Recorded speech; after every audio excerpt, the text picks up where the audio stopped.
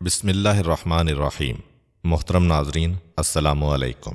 آج کی ویڈیو میں ہم آپ کو حضرت لقمان علیہ السلام کے بارے میں بتائیں گے۔ تاریخ میں جن عظیم المرتبت اور صالح حکماں کا ذکر ہوا ہے ان میں سے ایک حضرت لقمان علیہ السلام ہیں۔ آپ کا اس میں مبارک قرآن میں 2 بار ذکر ہوا ہے اور قرآن کا سورہ نمبر 31 بھی انہی کے نام سے موسوم ہے۔ حضرت لقمان کے بارے میں رسول کریم صلی اللہ علیہ وآلہ وسلم کی ایک حدیث ہے، میں حق بات کہتا ہوں کہ لقمان پیغمبر نہیں تھے، لیکن ایسے بندے تھے جو بہت زیادہ غور و فکر کرتے تھے۔ وہ یقین و ایمان کے بلند درجے پر فائز تھے۔ وہ اللہ کو دوست رکھتے تھے اور اللہ تعالیٰ بھی انہیں دوست رکھتا تھا، اور اللہ تعالیٰ نے انہیں حکمت جیسی نعمت سے نوازا تھا۔ حضرت لقمان ان افراد میں سے تھے جنہوں نے طویل عمریں پائیں۔ آپ کی عمر کے بارے میں 200 سے 560 اور 1000 سے 3500 سال تک لکھا گیا ہے۔ آپ کا سلسلہ نسب یوں بیان کیا جاتا ہے: لقمان بن عنقا بن مزید بن سارون۔ آپ علیہ السلام کا لقب ابو الاسود تھا۔ بعض انہیں حضرت ایوب علیہ السلام کا بھانجا یا ان کی خالہ کا بیٹا لکھتے ہیں کہ ان کا سلسلہ نسب ناہور بن طارق تک پہنچتا ہے، جو حضرت ابراہیم علیہ السلام کے بھائی ہیں۔ وہ افریقہ کے دیہات نوبا کے رہنے والے تھے، اس وجہ سے ان کا رنگ سیاہ، ہونٹ موٹے موٹے اور پاؤں چوڑے چوڑے تھے۔ وہ ایک عرصہ تک بنی اسرائیل کے ایک دولت مند شخص کین بن حصر کے غلام رہے، لیکن ان کی حکمت کی وجہ سے انہیں ان کے ارباب نے آزاد کر دیا تھا۔ مشہور و معروف محدث مسعودی لکھتے ہیں کہ لقمان افریقہ کے ایک گاؤں نوبا کے رہنے والے تھے۔ ان کے آقا کا نام کین بن حصر تھا۔ حضرت لقمان علیہ السلام حضرت داؤد علیہ السلام کی حکومت کے 10ویں سال دنیا پر تشریف لائے۔ وہ ایک عبد صالح تھے۔ اللہ تعالیٰ نے انہیں حکمت کی نعمت سے نوازا۔ انہوں نے طویل عمر پائی، دنیا کے مختلف حصوں میں زندگی گزاری۔ ان سے ہمیشہ حکمت و دانائی ظاہر ہوتی اور وہ حضرت یونس علیہ السلام کے زمانے تک زندہ رہے۔ ایک حدیث میں آیا ہے کہ حضرت لقمان علیہ السلام نے اپنے بیٹے سے فرمایا: اے میرے بیٹے، میں نے 400 پیغمبروں کی خدمت کی ہے۔ میں نے ان کے کلام سے 4 باتیں اخذ کی ہیں۔ جس وقت تم نماز کی حالت میں ہو تو اپنے دل کی حفاظت کرو۔ جس وقت تم دسترخوان پر بیٹھے ہو تو اپنے گلے کو محفوظ رکھو، یعنی حرام مال سے بچاؤ۔ جس وقت تم کسی دوسرے کے گھر میں جاؤ تو اپنی آنکھ کو بچاؤ، یعنی نامحرم پر نگاہ ڈالنے سے باز رہو۔ اور جس وقت لوگوں کے درمیان میں جاؤ تو اپنی زبان کی حفاظت کرو۔ کہا جاتا ہے کہ حضرت لقمان علیہ السلام نے اپنی زندگی کا بیشتر حصہ مشرق وسطیٰ، خاص کر فلسطین اور بیت المقدس میں گزارا ہے، اور ان کی قبر فلسطین کی ایک بندرگاہ ایلا میں ہے۔ حضرت لقمان علیہ السلام، جو کہ ایک سیاہ فام افریقی اور بدصورت شخص ہوتے ہوئے حکمت کے بلند و بالا مقام پر فائز ہوئے ہیں، تو یہ صرف اور صرف روح و نفس کی خوبصورتی اور دل کی پاکیزگی کی وجہ سے ہے۔ اسی بنا پر روایت میں آیا ہے کہ کسی شخص نے حضرت لقمان علیہ السلام سے پوچھا: کیا تم ہمارے ساتھ بھیڑ بکریاں نہیں چراتے تھے؟ حضرت لقمان علیہ السلام نے کہا: ہاں، ایسا ہی ہے۔ اس نے پوچھا: آپ یہ بتائیں کہ آپ کو علم و حکمت کہاں سے نصیب ہوئی؟ آپ تو کسی مدرسہ میں نہیں پڑھے۔ حضرت لقمان علیہ السلام نے جواب میں فرمایا: مجھے یہ حکمت اللہ کی مرضی، امانت ادا کرنے، سچ بولنے اور بیہودہ باتوں سے بچنے کی وجہ سے نصیب ہوئی ہے۔ حضرت لقمان علیہ السلام کی اپنے فرزند کے نام وہ 10 نصیحتیں جو قرآن کی 5 آیات میں مذکور ہیں، عقائد، اخلاق اور آداب معاشرت کا مجموعہ ہیں، اور یہ قرآن پاک کی سورہ لقمان میں موجود ہیں۔ اے بیٹے، کسی چیز کو اللہ کا شریک نہ بناؤ، بے شک شرک بہت بڑا ظلم ہے۔ اے بیٹا، نیکی یا بدی ایک رائی کے دانے کے برابر ہو، اور کسی پتھر کے اندر ہو یا آسمانوں پر ہو یا زمینوں کی گہرائیوں میں ہو، تو خدا روز قیامت ضرور اسے سامنے لائے گا کہ وہ لطیف بھی ہے اور باخبر بھی ہے۔ بیٹا، نماز قائم کرو، نیکیوں کا حکم دو، برائیوں سے منع کرو، اور اس میں جو مصیبت پڑے اس پر صبر کرو کہ یہ بہت بڑی حکمت کا کام ہے۔ اور خبردار، لوگوں کے سامنے اکڑ کر منہ نہ پھلا دینا۔ زمین پر غرور کے ساتھ نہ چلنا کہ خدا اکڑنے والے اور مغرور کو پسند نہیں کرتا ہے۔ اور اپنی رفتار میں میانہ روی سے کام لینا، اور اپنی آواز کو دھیما رکھنا کہ سب سے بدتر آواز گدھے کی آواز ہوتی ہے۔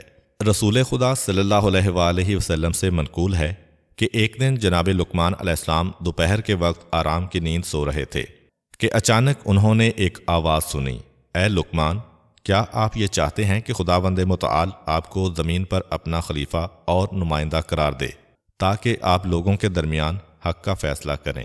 جناب لقمان علیہ السلام نے جواب میں کہا، اگر میرا پروردگار مجھے اختیار دے تو میں راہ عافیت قبول کروں گا اور اس بہت بڑے امتحان کے لیے تیار نہیں ہوں گا، لیکن اگر حکم ہو تو اسے دل و جان سے قبول کروں گا، کیونکہ میں جانتا ہوں کہ اگر تو میرے کاندھوں پر ایسی ذمہ داری ڈالے گا تو ضرور بضرور میری مدد کرے گا اور مجھے لغزشوں سے محفوظ رکھے گا۔ فرشتوں نے کہا، اے لقمان، قضاوت کی ذمہ داری کیوں قبول نہیں کرتے ہو؟ جناب لقمان علیہ السلام نے کہا، کیونکہ لوگوں کے درمیان قضاوت کرنا سخت ترین منازل اور اہم ترین مراحل میں سے ہے، اور ہر طرف سے ظلم و ستم کی امواج اس کی طرف متوجہ ہیں۔ اگر اللہ تعالیٰ انسان کی حفاظت کرے تو وہ قابل نجات ہے، اور وہ غلط راستے پر چل نکلے تو بہشت کے راستے سے منحرف ہو جاتا ہے۔ جس شخص کا سر دنیا میں نیچے اور آخرت میں بلند ہو، وہ اس سے کہیں بہتر ہے کہ جس کا سر دنیا میں بلند اور آخرت میں نیچے ہو۔ جو شخص دنیا کو آخرت پر ترجیح دیتا ہے، اسے دنیا بھی نہیں ملتی اور آخرت سے بھی ہاتھ دھو بیٹھتا ہے۔ فرشتے حضرت لقمان علیہ السلام کی اس خوبصورت منطق سے حیران رہ گئے۔ جناب لقمان اس گفتگو کے بعد گہری نیند سو گئے۔ اللہ تعالیٰ نے ان کے دل میں حکمت کا نور روشن کیا۔ جب وہ نیند سے بیدار ہوئے تو ان کی زبان پر حکمت جاری ہوئی۔ انہوں نے اپنی سرشار حکمتوں کے ذریعے مشکلات کو حل کرنے کے لیے حضرت داؤد علیہ السلام کی مدد کی۔ حضرت داؤد علیہ السلام نے ان سے فرمایا، اے لقمان، آپ کو خوشخبری ہو کہ آپ کو حکمت عطا کی گئی ہے۔ اب ہم آپ کے لیے حضرت لقمان علیہ السلام کے چند واقعات اور داستانیں بیان کرتے ہیں جن میں ہم سب کے لیے سبق اور نصیحت ہے۔ ایک ہوس باز دولت مند شخص کسی چشمے کے کنارے بیٹھا جوئے بازی میں مشغول تھا۔ اس نے مستی کی حالت میں یہ شرط باندھی کہ جو کوئی بھی ہار گیا وہ یا تو اس چشمے کا سارا پانی پیے گا یا اپنی بیوی اور اپنا مال و دولت جیتنے والے کے سپرد کر دے گا۔ خواہشات کا دلدادہ دولت مند شخص بازی ہار گیا۔ جیتنے والے شخص نے اس مالدار شخص سے اس کی بیوی اور دولت حوالے کرنے کا مطالبہ کیا۔ وہ اب بہت بڑی مشکل میں پھنس چکا تھا۔ اس نے ایک دن کی مہلت مانگی اور جا کر جناب لقمان علیہ السلام سے درخواست کی کہ وہ اسے اس مشکل سے نکال لیں۔ حضرت لقمان علیہ السلام نے اس شخص سے کہا، میں ایک شرط پر تمہیں اس مشکل سے نجات دلاؤں گا۔ وہ شرط یہ ہے کہ آج کے بعد جوا نہیں کھیلو گے۔ اس مالدار شخص نے حضرت لقمان علیہ السلام کی شرط قبول کر لی۔ جناب لقمان علیہ السلام نے اس سے کہا، جس وقت وہ جیتنے والا شخص تمہارے پاس آ کر چشمے کا سارا پانی پینے یا ساری دولت اور بیوی حوالے کرنے کا مطالبہ کرے تو اسے یوں کہو، اگر تمہارا مراد وہ پانی ہے جو کل اس ندی میں تھا تو اسے لے آؤ تاکہ میں پیوں، اور اگر مراد وہ پانی ہے جو اس وقت موجود ہے تو تم چشمے کا منہ بند کرو تاکہ بچنے والا باقی پانی پی سکوں، اور اگر تمہاری مراد وہ پانی ہے جو آئندہ اس ندی میں جاری ہوگا تو آئندہ ابھی تک آیا نہیں ہے، لہذا صبر سے کام لو۔ اس دولت مند شخص نے جوا جیتنے والے شخص کے سامنے یہی مطالبات رکھے تو اس کے پاس کوئی چارہ کار نہ رہا اور اس کا منہ بند ہو گیا۔ یہی وہ مقام ہے جب حضرت لقمان علیہ السلام کی حکمت آشکارا ہوئی اور لوگوں نے انہیں پہچانا۔ تاریخ انبیاء کے مطابق وہ دولت مند شخص حضرت لقمان علیہ السلام کا آقا کین تھا، جس نے 30 مسکال سونے کے عوض میں حضرت لقمان کو خریدا تھا۔ اس نے اس واقعہ کے بعد جناب لقمان کو آزاد کر دیا تھا۔ ایک دن حضرت لقمان علیہ السلام کے ارباب نے ان سے کہا، ایک گوسفند یعنی بھیڑ ذبح کرو اور اس کے تمام اعضاء میں سے 2 بہترین اعضاء میرے لیے پکا کر لاؤ۔ حضرت لقمان نے گوسفند ذبح کیا، اس کی زبان اور اس کا دل نکالا، انہیں پکا کر اپنے ارباب کے سامنے لا رکھا۔ اگلے دن ارباب نے پھر کہا کہ گوسفند کے اعضاء میں سے 2 بدترین اعضاء پکا کر لے آؤ۔ حضرت لقمان نے پھر زبان اور دل پکا کر ارباب کی خدمت میں حاضر کر دیے۔ ارباب نے پوچھا، میں نے تمہیں کہا تھا کہ 2 بہترین اعضاء پکا کر لاؤ تو تم زبان اور دل پکا کر لائے، پھر میں نے تم سے بدترین اعضاء کا مطالبہ کیا تو تم پھر دل اور زبان لے آئے ہو، اس کی وجہ کیا ہے؟ جناب لقمان علیہ السلام نے کہا، اگر یہ دونوں عضو پاک ہوں تو بہترین ہیں، اور اگر یہی پلید ہوں تو بدترین ہیں۔ ایک دن جناب لقمان کا آقا بیت الخلاء میں گیا۔ اسے گئے ہوئے کافی وقت گزر چکا تھا۔ جناب لقمان نے بلند آواز سے کہا، بیت الخلاء میں زیادہ دیر بیٹھنا درد جگر اور بواسیر ہونے، نیز بیت الخلاء کی آلودہ حرارت مغز میں جذب ہونے کا موجب ہے، لہذا اعتدال کی حد تک بیٹھو اور اٹھ کر باہر آ جاؤ۔ اس کے بعد دوسروں کو سمجھانے کے لیے یہی بات بیت الخلاء کے دروازوں پر لکھ دی گئی۔ حضرت لقمان علیہ السلام کے آقا کے بہت زیادہ باغات اور غلام تھے۔ جناب لقمان بھی ان غلاموں میں شامل تھے۔ ان کا ارباب جو کہ ظاہر بین تھا، سفید رنگ اور خوبصورت غلاموں کو باغات میں پھل وغیرہ توڑنے کے لیے بھیجتا، لیکن جناب لقمان کو سخت اور پست کاموں مثلا جھاڑو وغیرہ دینے میں لگا دیتا۔ یوں وہ حضرت لقمان علیہ السلام کی توہین کرتا، حالانکہ وہ سیرت و کردار اور معرفت میں تمام غلاموں پر فوقیت رکھتے تھے۔ جناب لقمان کے آقا کی یہ غلط روش اس بات کا موجب بنی کہ اس کے غلام بھی حضرت لقمان کو حقیر سمجھنے لگے اور ان کی قدر و قیمت کے قائل نہ تھے، بلکہ بعض اوقات انہیں اذیت و آزار پہنچاتے۔ آقا نے ایک موقع پر غلاموں کو باغ میں پھل توڑ کر لانے کے لیے بھیجا۔ وہ باغ میں گئے اور مختلف قسم کے پھل توڑ کر لائے، لیکن آقا کی عدم موجودگی سے فائدہ اٹھاتے ہوئے انہوں نے وہ تمام پھل کھا لیے۔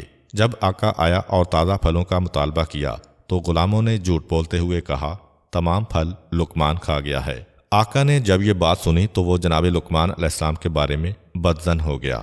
حضرت لقمان سمجھ گئے کہ ان کے آقا کی بدسلوکی اور ناراضگی کا سبب غلاموں کی اس تہمت کا اثر ہے۔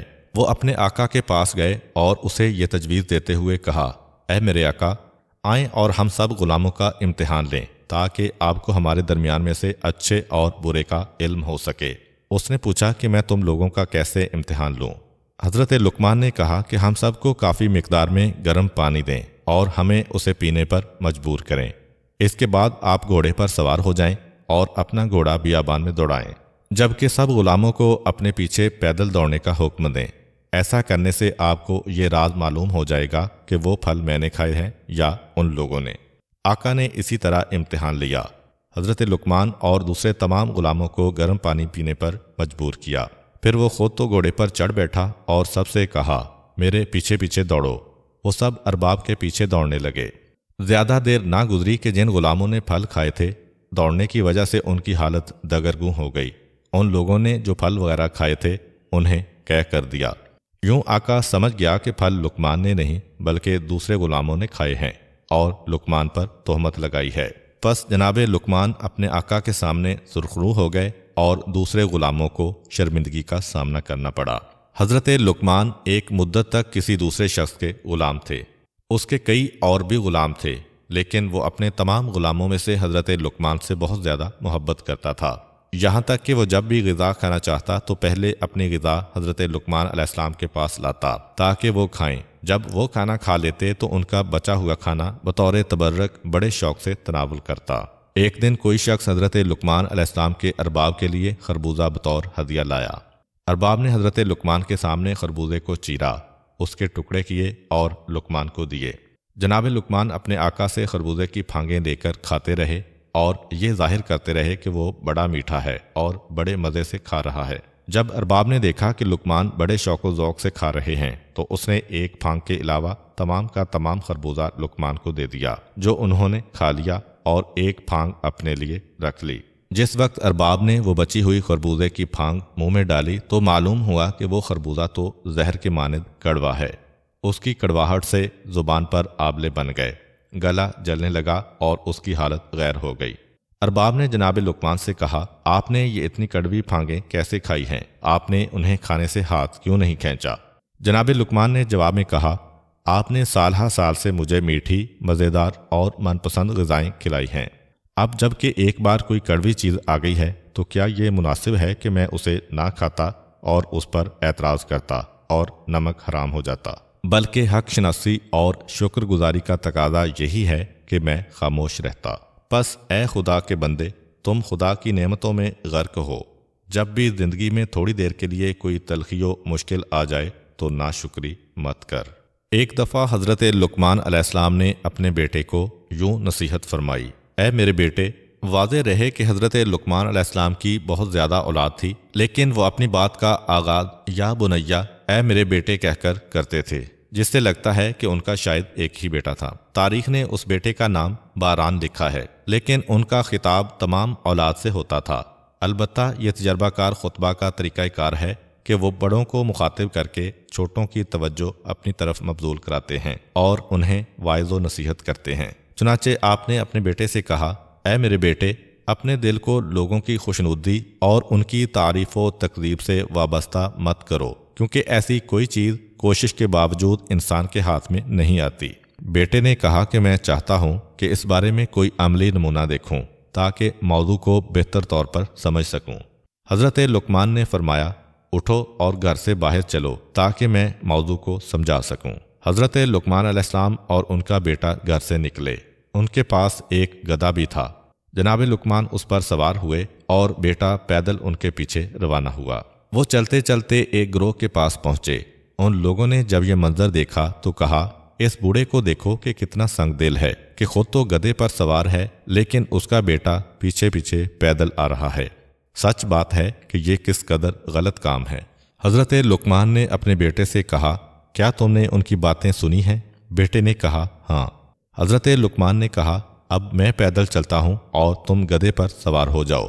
جناب لقمان پیدل روانہ ہوئے اور بیٹا سوار ہو گیا۔ چلتے چلتے ان کی ملاقات ایک اور گروہ سے ہوئی۔ اس گروہ نے جب یہ منظر دیکھا تو کہا، یہ دونوں باپ بیٹا کتنے برے لوگ ہیں۔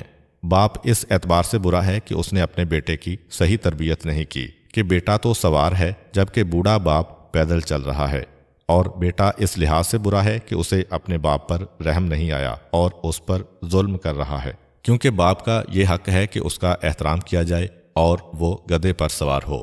حضرت لقمان نے اپنے بیٹے سے کہا، آپ نے ان کی باتیں سنی ہیں؟ بیٹے نے کہا، جی ہاں۔ جناب لقمان نے فرمایا، اب دونوں سوار ہو جاتے ہیں۔ وہ دونوں گدھے پر سوار ہوئے اور آگے بڑھ گئے۔ چلتے چلتے ایک گروہ کے پاس پہنچے۔ ان لوگوں نے جب یہ منظر دیکھا تو کہا، ان دونوں سواروں کے دل میں ذرا برابر رحم نہیں ہے کہ دونوں بے زبان حیوان پر سوار ہیں۔ ان لوگوں نے اس حیوان کی کمر توڑ دی ہے، کیوں اس بیچارے حیوان کی طاقت سے زیادہ اس پر وزن ڈالا ہوا ہے۔ بہتر تو یہ تھا کہ ایک سوار ہوتا اور دوسرا پیدل چلتا۔ حضرت لقمان نے اپنے بیٹے سے کہا، آپ نے ان لوگوں کی باتیں سنی ہیں؟ بیٹے نے کہا، جی ہاں۔ جناب لقمان نے فرمایا، آؤ اس بار ہم دونوں گدھے کے پیچھے پیچھے پیدل چلتے ہیں۔ دونوں گدھے سے اترے اور اس کے پیچھے پیدل روانہ ہوئے۔ وہ چلتے چلتے لوگوں کے ایک گروہ کے پاس پہنچے۔ ان لوگوں نے کہا، یہ دونوں عجیب قسم کے جاہل افراد ہیں، سواری کے ہوتے ہوئے پیدل چل رہے ہیں اور سواری کو خالی چھوڑا ہوا ہے، یہ کس قدر احمق ہیں۔ حضرت لقمان نے اپنے بیٹے سے فرمایا، آپ نے ان لوگوں کی گفتگو سنی ہے؟ اس نے عرض کیا، جی ہاں۔ جناب لقمان نے فرمایا، کیا لوگوں کو راضی کرنے کے لیے اس کے علاوہ اور کوئی چارہ ہے؟ اب جب کہ صورتحال یوں ہے تو کبھی لوگوں کی رضامندی کو اپنا محور و مقصد قرار مت دو، بلکہ خداوند قدوس کی رضا اور خوشنودی کو اپنا مقصد اور ہدف قرار دو تاکہ دنیا و آخرت میں سعادت و کامیابی حاصل کر سکو۔ روایت میں ہے کہ ایک دن حضرت لقمان علیہ السلام نے اپنے بیٹے کو 3 نصیحتیں کرتے ہوئے کہا، اے پسر جان، ان 3 نصیحتوں کو اپنے حافظے میں محفوظ کر لو اور ان پر عمل کرو۔ اپنا راز اپنی بیوی کو مت بتاؤ، عوان یعنی حکمرانوں کے دفتریوں سے دوستی مت کرو، نئے اور کم ظرف دولت مند سے قرض نہ لو۔ حضرت لقمان جب دنیا سے رخصت ہو گئے تو ان کے بیٹے نے ان نصیحتوں کو آزمانا چاہا اور دیکھنا چاہا کہ ان کاموں کو انجام دینے سے نقصان کیا ہوگا جن کو انجام نہ دینے کی اس کے حکیم باپ نے اسے وصیت کی تھی۔ اس نے ایک گوسفند ذبح کیا، اسے ایک بوری میں ڈالا، بوری کا منہ باندھا، اسے اٹھا کر گھر لے آیا، اپنے پلنگ کے نیچے گڑھا کھودا اور اسے وہاں پر دفن کر دیا۔ اس کے بعد اپنی بیوی سے کہا، میرا ایک دشمن تھا، میں نے اسے قتل کرنے کے بعد یہاں پر دفن کر دیا ہے، محتاط رہنا اور اس راز کو پوشیدہ رکھنا اور کسی کو مت بتانا۔ اس کے بعد اپنے ہمسائے میں رہنے والے ایک دفتری سے دوستی کر لی، ہر روز اسے دعوت دیتا اور اس کا دوست بن گیا۔ اسی محلہ میں ایک نوجوان رہتا تھا، اس کا کوئی خاندانی پس منظر نہیں تھا، اس نے محنت و مشقت سے دولت اکٹھی کی ہوئی تھی، وہ تازہ دولت مند ہوا تھا اور اپنی دولت مندی پر فخر بھی کرتا تھا۔ حضرت لقمان کے بیٹے نے اس سے کچھ درہم قرض لیے اور انہیں گھر میں چھپا کر رکھ دیا۔ دن گزرتے رہے، ایک دن جناب لقمان کے بیٹے کا اپنی بیوی سے جھگڑا ہو گیا، اس نے آہو بکا شروع کر دی اور بلند آواز سے کہا، اے بدکار قاتل، اے خون ریز، تم نے ایک شخص کو بے گناہ قتل کر کے گھر میں دفن کر رکھا ہے اور اب مجھے بھی قتل کرنا چاہتے ہو۔ اس کی آواز ہمسائے میں رہنے والے اس حکومتی دفتری کے کانوں میں پڑی جو لقمان کے بیٹے کا دوست بنا ہوا تھا۔ وہ فوراً بادشاہ کے پاس گیا اور ساری داستان اس کے گوش گزار کی۔ بادشاہ نے حکم دیا کہ کوئی شخص اس قاتل کو حاضر کرے۔ اسی حکومتی دفتری نے کہا، میں اسے پکڑ کر لاتا ہوں۔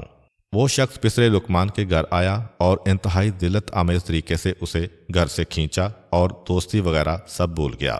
اسے کھینچتے ہوئے بادشاہ کے دربار میں لے جا رہا تھا کہ راستے میں نئے دولت مند نوجوان نے جب جناب لقمان کے بیٹے کو اس حال میں دیکھا تو لوگوں کے سامنے انتہائی غصے کے عالم میں آ کر اسے پکڑا اور کہا، اگر تمہیں قتل کے بدلے میں قتل کریں گے تو میری رقم ڈوب جائے گی، لہٰذا مجھ سے لیے ہوئے درہم ابھی واپس کرو۔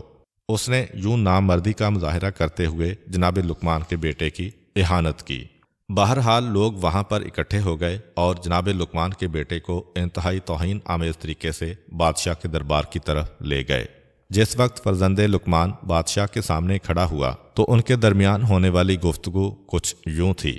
بادشاہ نے کہا، تم تو لقمان کے بیٹے ہو، لہٰذا مناسب نہیں تھا کہ تم قتل و غارت کے مرتکب ہوتے۔ فرزند لقمان نے جواب دیا، میں نے بالکل ناحق خون نہیں بہایا اور نہ ہی کسی شخص کو قتل کیا ہے۔ دفتری بولا، یہ جھوٹ بول رہا ہے، اس نے ایک شخص کو قتل کرنے کے بعد اس کا جنازہ اپنے گھر میں دفن کر رکھا ہے۔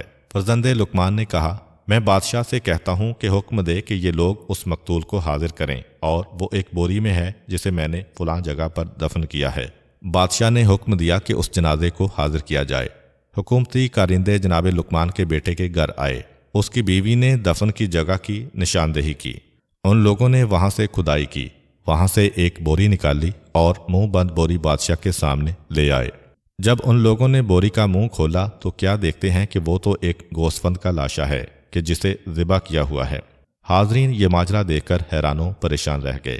بادشاہ نے کہا، اے پسر لقمان، تم نے گوسفند کو ذبح کرنے کے بعد کیوں دفن کیا ہے؟ اس کی وجہ ہمارے سامنے بیان کرو۔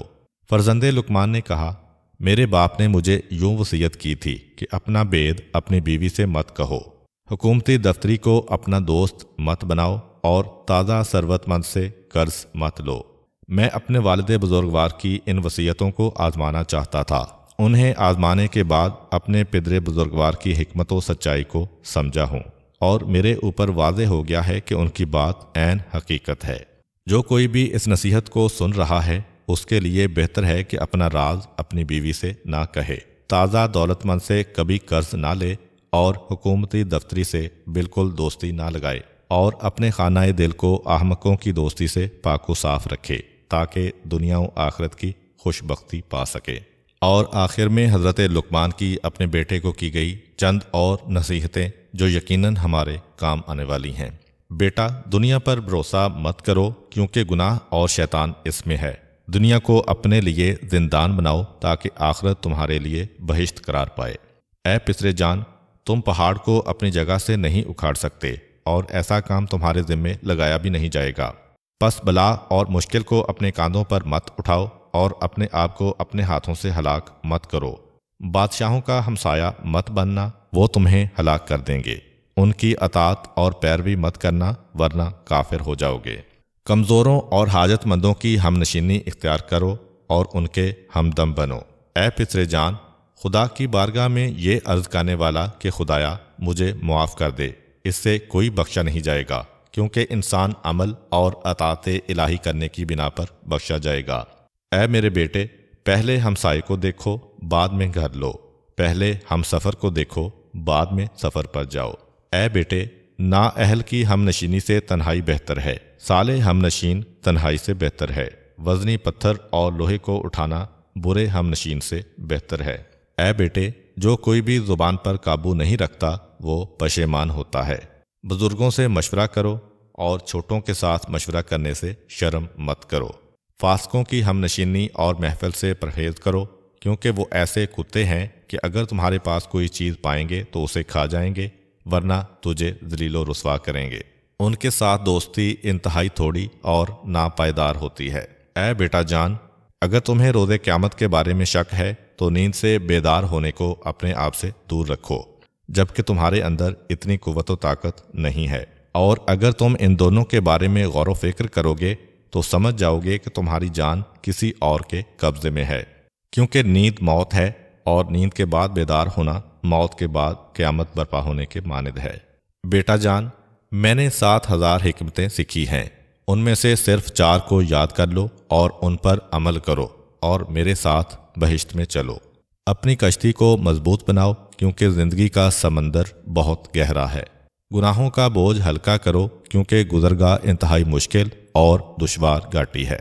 سفر آخرت کے لیے کافی مقدار میں زاد راہ مہیا کرو کیونکہ یہ سفر بہت لمبا ہے۔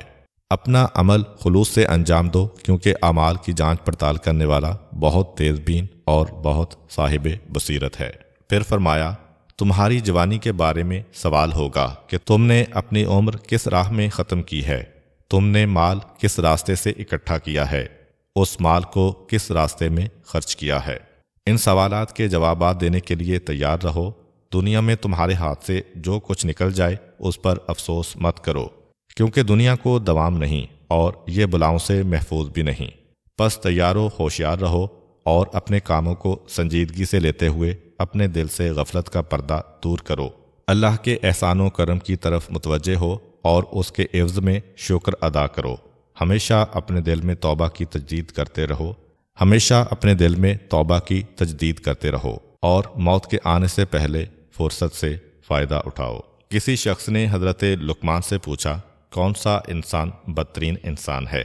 حضرت لقمان نے فرمایا، وہ شخص بدترین ہے جسے اس بات کی پرواہ نہ ہو کہ لوگ اسے بد کردار سمجھیں گے۔ کسی شخص نے جناب لقمان علیہ السلام سے کہا، تم کس قدر بدصورت ہو؟ جناب لقمان نے جواب میں فرمایا، تم میری شکل و صورت کے عیب نکال رہے ہو یا میری شکل و صورت کی نقاشی کرنے والے اللہ کے؟ اللہ تعالی ہمیں اپنے بتائے ہوئے راستے پر چلنے اور برائیوں سے بچنے کی توفیق عطا فرمائے۔ آخر میں دعا ہے کہ اللہ تعالی ہمیں اپنے راستے پر چلنے اور برائیوں سے بچنے کی توفیق عطا فرمائے، آمین۔ امید کرتا ہوں کہ آپ کو آج کی ویڈیو اچھی لگی ہوگی۔ اگر آپ کو ہماری ویڈیو اچھی لگی ہے تو ویڈیو کو لائک کریں اور مزید اس طرح کی ویڈیوز دیکھنے کے لیے ہمارا چینل سبسکرائب کر لیں۔ ملتے ہیں نیکسٹ ویڈیو میں، اجازت دیجیے، اللہ حافظ۔